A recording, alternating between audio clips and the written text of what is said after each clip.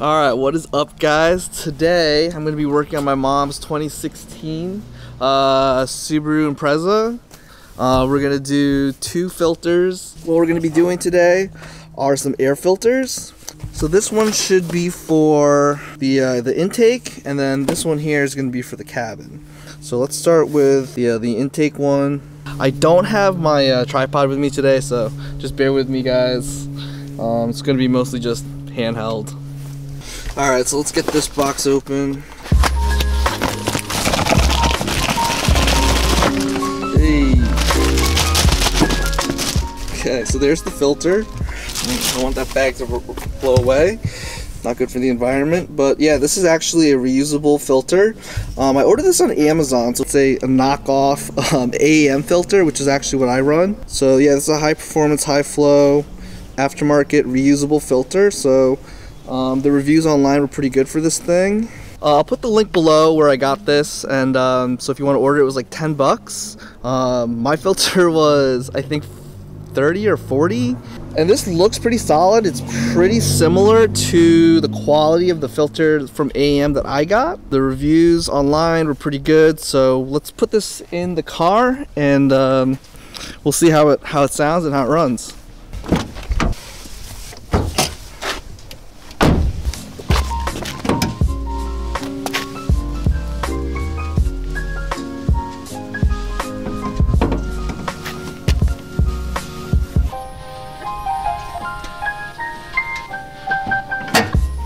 A little different than my car. Ooh, it's hot. I just drove it. This car to the AutoZone. The battery's kind of acting up, so. Alright, so right here is the stock intake air box. This is pretty standard on most Subarus. They're all right here, and this filter actually fits plenty of Subarus. So whether you're turbocharged, your NA, whatever year Subaru you have, most likely your air box is going to be here, and it's going to be a very similar procedure. I don't know, my old Subaru from '02, my old Forester, had the air box up here, but if your air box is here, then your procedure is going to be pretty much the same. My Legacy is like this. Most modern WRXs, the box is right here. So pretty much to access and open the air box, you have to pop these two clips and then remove this like intake thing, this intake tunnel, I guess you could call it, and then you just pop these open and you should have access to your filter.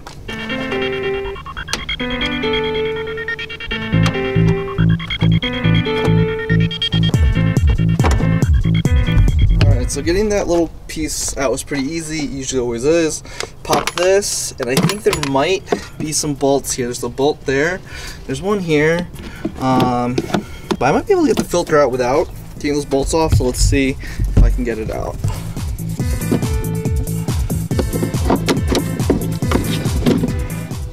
Alright, so I was able to get the filter out without taking those bolts off. Just kind of pried it open a little with my hands. Pulled it right out. Yeah, so this filter is a stock filter, original filter, has never been changed. It's been about 2 years. You can see some stuff. Well, you can't really see some stuff, but let me see. So there you go. Yeah, you can see all the little leaves and stuff that are in there. And then to compare this to the new filter, this material is a lot thicker, which is good for filtering, but not so good for airflow. And then this is a much thinner, I'm hoping more robust material that allows more air through and should still stop a lot of this stuff from coming through the filter, let the car breathe easier.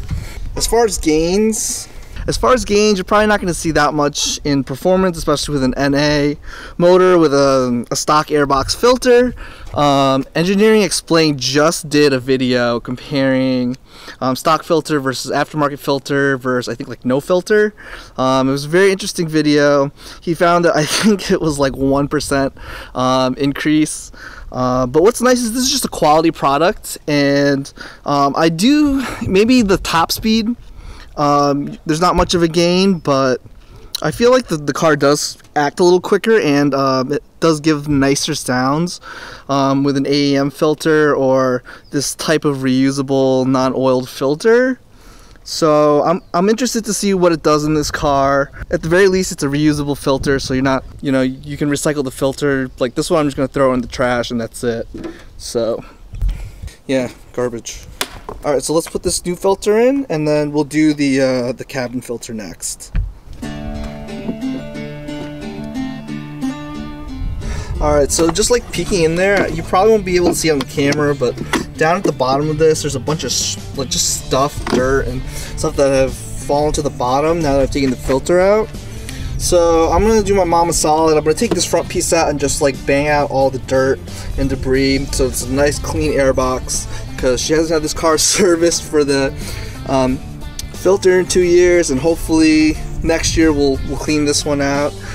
So it's probably gonna go another year. So just so it's a nice fresh clean start. You know, new year, new you. All right, so I think this top one is just a 10 mil. I think the bottom one is just a 10 mil as well. 10 mil number one. I don't have my big extender with me. That's what she said? I don't know if it's gonna be long enough. Get it?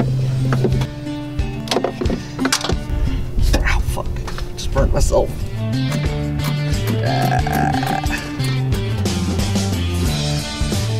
Burnt myself. Should go get my gloves out of my car.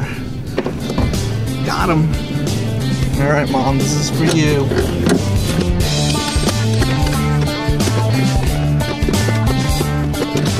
Alright, looks like I'm gonna disconnect the air box from the intake here.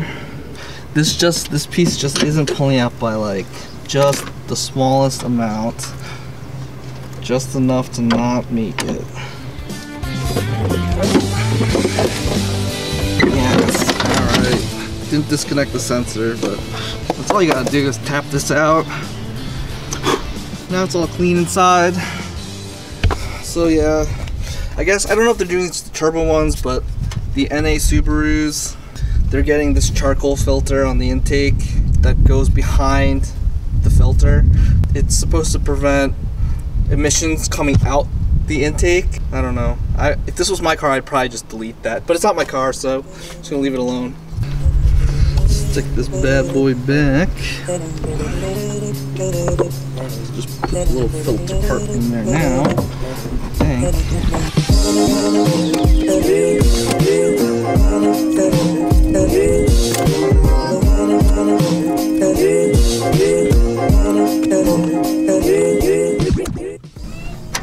Alright, that's filter one. Alright, so this is all buttoned back up. Just flip these back over. Reinstall that.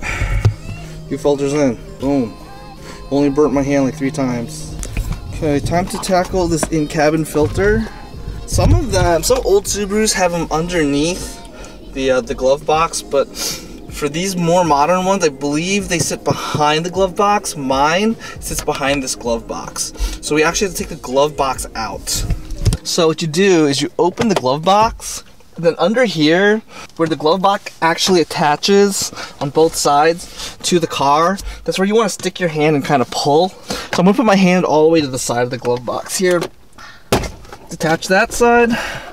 And then I think it's the same thing on the other side. And then I forgot about this thing. This is also connected to the side. So yeah, this thing is kind of so your glove box doesn't just drop open, it slowly opens, and it's connected here. So you just want to push this off to the side when you take the glove box out. So right in here, this is where the filter is. Ooh, okay. So you just slide it out. You want to check the fan. There's a fan in here that or a blower, I guess it's called, that blows the air through your air conditioning. So yeah, you can see all the stuff that's in here. So we're gonna throw this in the garbo, and we're gonna put a new filter in.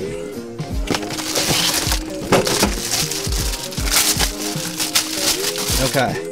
So the filter, I don't know if you guys can see it, but it's labeled up. There's an arrow pointing up, so that this side is up. So when we pulled it out, this side was up. I said it like 4 times.